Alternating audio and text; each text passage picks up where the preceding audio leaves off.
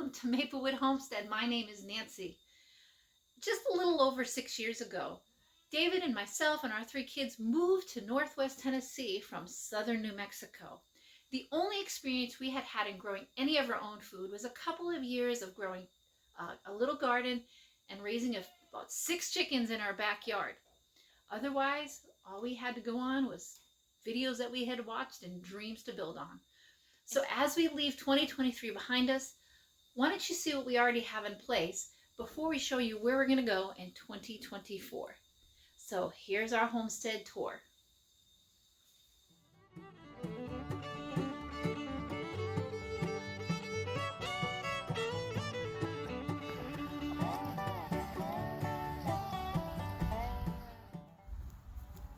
We're going to start our tour today with talking about the first animal that we ever put on the farm, and that's our chickens. We have approximately 16 hens and 2 roosters.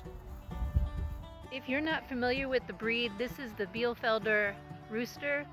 Very gentle guy. He's still real young. He doesn't even really have any spurs. Really like him though. Beautiful bird. Reminds me of a jungle fowl. And then his hens are over here. Now, you'll see there's 5 of them here. We actually have 6. And if you've watched any of our other videos, you've heard about Pigpen Penny. She's one of the Bielefelders that continue to get out. I don't know if we have the heart to clip her wings. It's kind of fun to see her go over there. She has found her way and recently has decided that she sleeps on our front porch. But I really like the way they look. I'm looking forward to when we start getting eggs from them. We have a variety of egg-laying breeds, but our favorite so far have been the Buff Orpington. And this year we've actually added Bielefelders. Now both the Orpingtons and the Bielefelders are dual-purpose birds. All that means is they're amazing egg layers, producing about 250 eggs a year. But at the end of their production, they can be used as meat birds. We do actually raise meat birds, but that won't be till later in the year, probably closer to mid to late summer. So you'll have to come back and see that. Okay, so here are 2 of the old girls, and when I mean old girls, they've been here at least, let's see, the silky hen, her name is Floofy. She's been here at least 4 years. Yes, Floofy, I know. And our remaining Polish hen, she is the old girl of the farm. She's been here, gosh, almost from the very beginning. She was one of the first birds we got. She probably doesn't really lay much anymore, but Floofy, and I don't even know the name of it. I don't even think we've ever given her a name. Maybe you can comment below with a name that we should nickname her now that we're going to be talking about her. We also have these barred rocks. They are about 2 years old. Also very good dual-purpose birds. I'm just not interested in breeding them out. But as you can see, they do have a hefty body size and they are good egg producers. I highly recommend them as well. Back in 2022, we added Muscovy Ducks to our farm, and 2023 has been the first year where we've allowed them to hatch out on their own and actually processed them for meat. We were really impressed with the taste, the flavor, the way it looked, the texture, everything about the Muscovy duck we really enjoyed. So for the foreseeable future, we're going to continue to raise Muscovy ducks here on this homestead. And something that I really liked about the Muscovies is you barely have to feed them. You feed them enough to know that this is home, this is where you stay, this is the happy place. And they are the most amazing foragers. So they make them a really good selection for low budget homesteads or homesteads that are looking to be regenerative. You got that right, regenerative.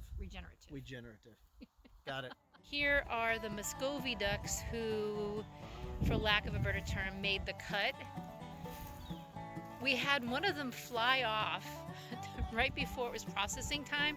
We kept the one drake and then the females that we hatched out over the summer from them, and one Susie. We unfortunately lost a lot of ducklings during a fox attack. I'll leave the video to that above here, and this will be our breeding stock for next summer.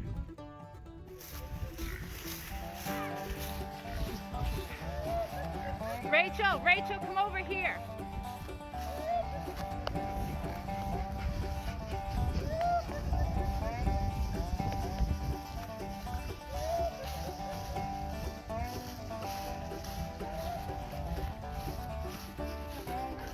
David, get ahead of him. David, get ahead of him, hon.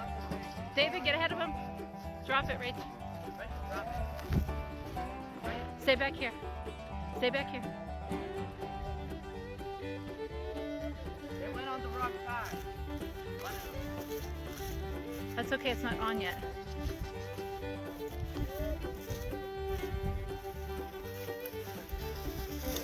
Oh.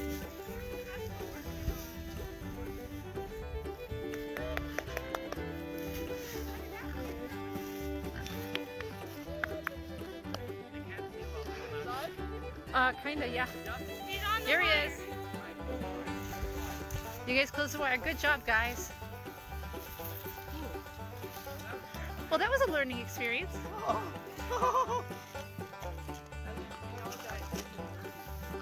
Hey, we learned. Yeah, there we go. It went relatively well. It was a little sketchy there for a minute. It was.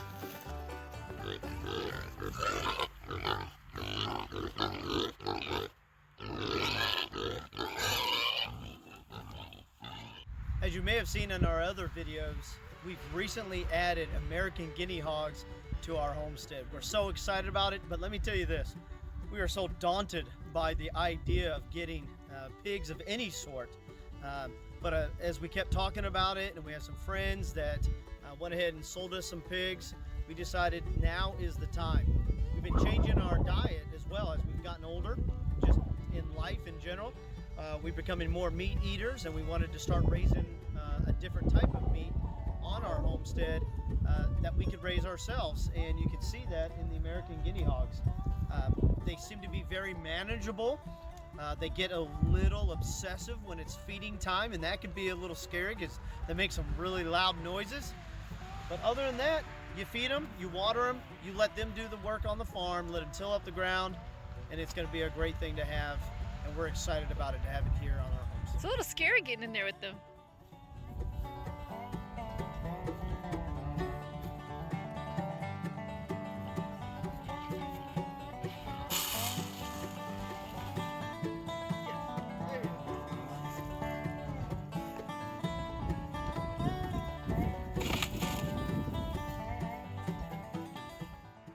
These are the same 3 pigs that in a previous video I built a shelter for, but we've since moved them to the garden to tear it up and get it ready for our spring planting.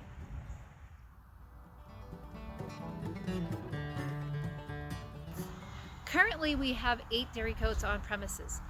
3 are male and 5 female. Our bucks, the males, have one that is our herd sire, a wether, and a little buckling from last year's breedings that we're looking for a new home for. And you've seen videos about him. We also have 5 does. 4 are able to be bred this year, and we have a little doeling that was born in 2023 who can just enjoy being a kid for another year before she has to worry about that. But let me introduce you to them. This is one of my milking does, and this will be her 3rd year with us kidding. She came to me bred, and we had Finley, who I will introduce you to in a moment. But she has had a really difficult time expressing that she's in heat. They called it a silent heat. And so this is my last ditch effort. She's got about another month to breeding season. So I decided to let her live with Prince for a month because he'll be better able to tell when she's in heat than I will. If you've noticed, my goats are Lamanchas. They have no ears. They come born like that. We do not dock them. That is one of the questions I most get. And yeah. They're considered a fully American breed as opposed to some of the other dairy goats. And of course, this is Prince, who you've met before in previous videos. And there is Pigpen Penny, the other Bielefelder, who refuses to go with the other chickens. Penny, Penny, what are you doing? This is the only doeling we have right now. She was born March of last year. Her brother's name is Lucky, her name is Charm. They were born on St. Patrick's Day of 2023. So she's got another year before she's bred, so she just gets to enjoy being a kid on the farm. This red one right here, her name is Maple. Maple, say hi. She is the queen of the herd. She'll be 7 years old this year. Actually, in a couple weeks she'll be 7. And she was, I believe, successfully bred to Prince. And she's one of the goats that when her time is passed, she's just going to stay here on the farm. She was our first dairy goat. This one, this brown one in the middle, is Maple's daughter, Sassy. Sassy is 2 years old. She was bred to Prince this year. She's like a carbon copy of Maple with the difference of her face colorings. And I'm really looking forward to see her little babies this year. If she's anything like her mom, she'll have easy kidding and be a really fantastic milker. Maple will give me up to 2 gallons a day at the beginning, at the peak of her production. And then lastly, here's Finley. Finley is Lola's daughter from 2022. She looks like to be successfully bred too. They're about halfway through their pregnancy and she's starting to look a bit round. I really like her conformation and I'm looking forward to seeing what her and Prince have produced. So those are my girls. It's one of our wethers. This is Caesar. This is Prince's son from last year. Prince needed a friend, so we kept him. And where's your brother? There is Lucky, the little white Doling's twin brother, Lucky. Hi, Lucky. Lucky's looking for his own herd. If you've seen one of our recent videos, he had a hard time and we just got him all better. So he'll be looking for a new home here. Right, Lucky? Yeah. Yeah. They were born in March of 2023. And the reason they're over here is to leave Lola and Prince to have some privacy. And I don't want him to accidentally breed his mom. So he's over here chilling on this side of the barn until they're able to go back to their dad in about a month. Right, Caesar? Yeah. Dried leaves are goat potato chips. Did you know that? Here is Miss Sophie, who has had so many videos made about her already. I don't think any further introduction is needed. If you haven't heard her story, go back and look at our previous videos about what to do with our livestock guardian dog. Sophie, what did we do with you? You made it, didn't you? Yes, you did. What do you hear? What's that? Did you hear that? You see, she's doing her job. Good girl, Sophie. Thor, our baby Thor. Excellent livestock guardian dog. I know this doesn't look like much, and keep in mind it is winter. This is my comfrey patch. I've also have some planted over in the garden where the pigs are. They don't seem to care for it. However, this has been a big supplemental to the diet of the goats and the rabbits this summer. I really love it. And sometimes at the end of the year, I've actually let the goats out to just full on graze on this. So they absolutely love it. And this is what with it died back after multiple frosts. Very hardy plant, comfrey. One of the other small livestock we keep are rabbits. Now, rabbit meat, I never had it before we started raising them. And you can use rabbit for whatever recipe calls for chicken. There really isn't a whole lot of difference in taste or texture. And they're really easy to care for. Now, I would love to keep them in a colony. However, there are so many cons that I will get into in another video with that we decided just to raise them in hutches. And it's worked out really wonderfully for us. This little girl just had babies about a week ago, and I'm gonna show you them. So let's take a look at these little babies.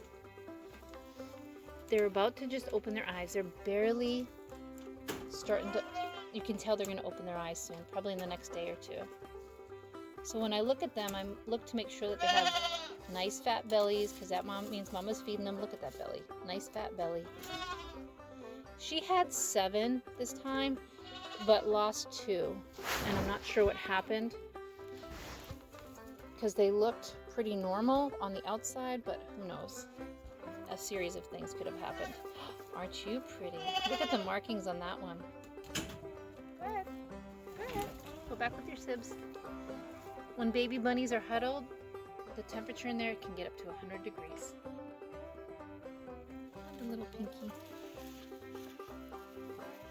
Make sure I didn't miss any. Miss Pickles, what are you doing in the rabbit area? Huh? I don't know. Now we're gonna look at Miss Sally over here. She had 7 and all survived. Her babies get really fat. Look at that chunky monkey. Popcorn, popcorn.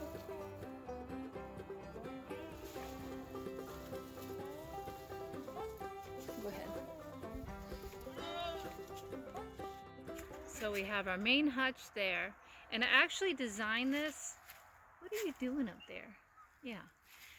We designed this, if you've never seen the channel, The Rabbitry Center, Bobby at The Rabbitry Center has free plans on his website to build this, and we did everything the way he did. I really liked his hutch, with the exception of we used metal on the sides instead of plywood, and it just was cheaper and it works just as effectively, and it's easier to clean because the males, when we keep males in here, they'll spray the back. So anyway, you can actually just lift the cages out and clean behind. I really like that design.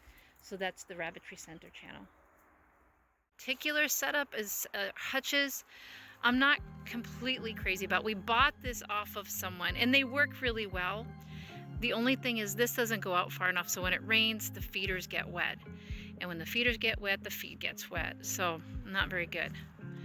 But otherwise, I've had to replace this with hardware cloth because they'll chew through chicken wire. Just in case you didn't know that, you want to build a rabbit hutch, do not do chicken wire. They'll chew through it, which we've had happen. So we had to replace it with hardware cloth.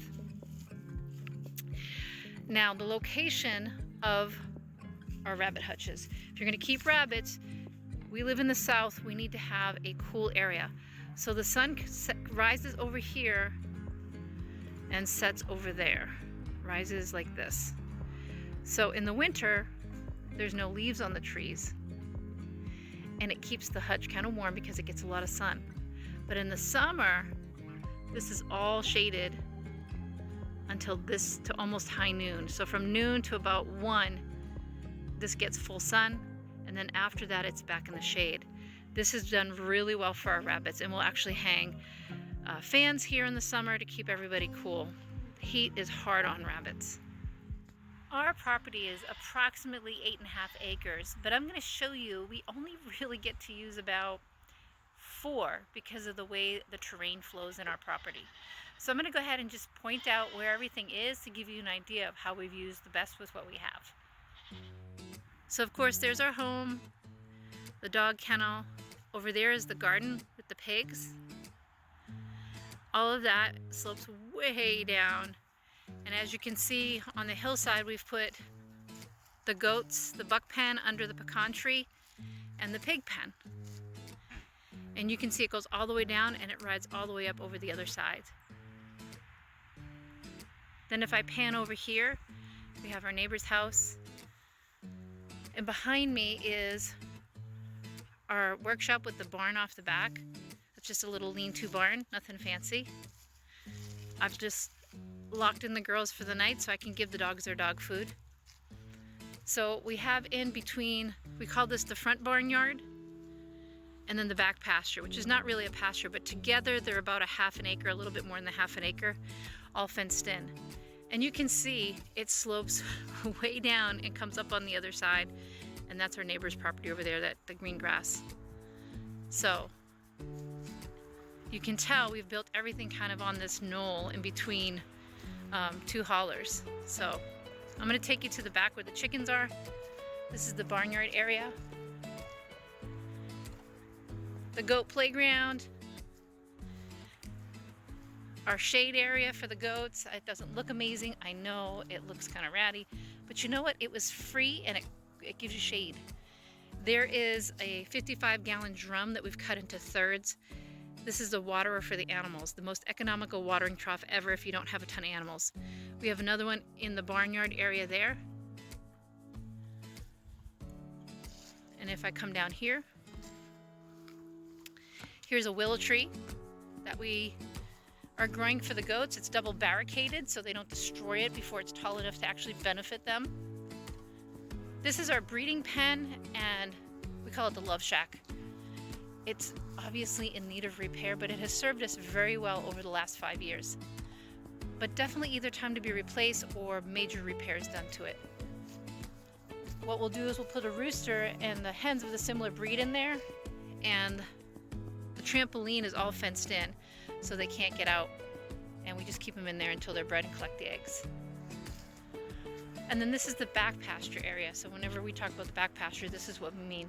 And this is a much smaller area, but it does include some forest down there, And again, you can tell it slopes. There's more the other side of that slope. This is our chicken tractor that we made 5 years ago. Meat birds was one of the first things we used here, we raised here on the farm. We're gonna have to deconstruct and take the salvage parts that we can off of it, like the pipe. The woods just had it, so David's gonna reconstruct another chicken tractor for us. This was a hand-me-down chicken coop. I think we're gonna keep that for now. Right now it's serving as a storage bin for grain. And then our chicken coop that we made probably about 4 years ago. I absolutely love this. So this is our back pasture area. This is the Garden of Shame. You can't see it, but maybe you can. There's a tree back there. That's our fruit trees. Yep, our fruit trees. We have got to put the pigs back here next, and hopefully they'll be able to work through this. I'm not sure how they'll do, but we'll try it. So, yeah, there's that. And that is our property. All of that right there, that hillside is ours. We're thinking of maybe running pigs up there. So you'll have to see how that works out. This is Maplewood Farm, Maplewood Homestead. Welcome. Definitely not least in the barnyard is little Miss Pickles. Yeah, I found her. She acted completely feral. She's probably about 3 or 4 weeks old when I found her. Didn't know if she was gonna make it or if even she was gonna be friendly. But she is an amazing mouser and wonderful, and I love her. She follows me around the barnyard. Right? Right, Miss Pickles? Yes. Love her. Had no pest problems with Charlotte and Miss Pickles on the job. Highly recommend a good barn cat. Little girl, we've had her for 4 years. Come here, Charlotte. Charlotte was the original barn cat, and she is one heck of a mouser. And she won't come out, but that's Charlotte. Hey girls.